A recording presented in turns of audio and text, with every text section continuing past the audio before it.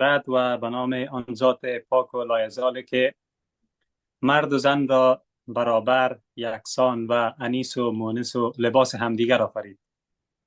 حاضرین گرامی، در برنامه زوم امشب و تمام دوستان و بزرگانی که صدای ما را میشنوند و سیمای ما را تماشا میکنند، عرض درود و احترام داریم خدمتشان و شما را به سلسله برنامه‌های نهاد مدنی فرادید خوش آمدید میگیم.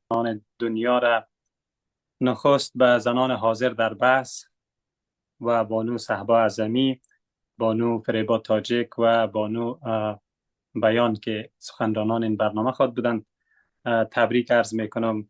بعد این روز را خدمت تمام زنان و دختران خانواده های شهدا و مقاومتگران و مبارزین تبریک و تهنیت عرض میکنم که فرزندان و دلبندانشان هنوز هم در کوپایه های هندوکش مبارزه میکنند و برای ما افتخار میآفرینند.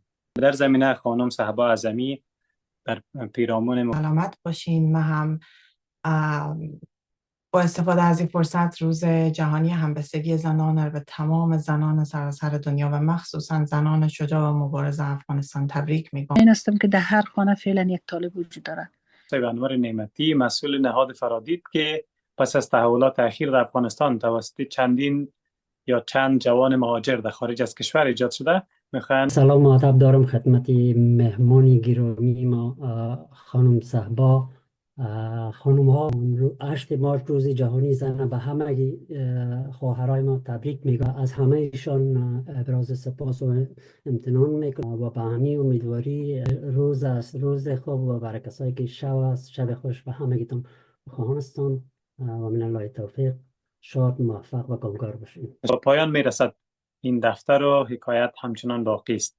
برنامه ما همیشه با پایان میرسه. سپاس از حضور تک تکتان. شب هم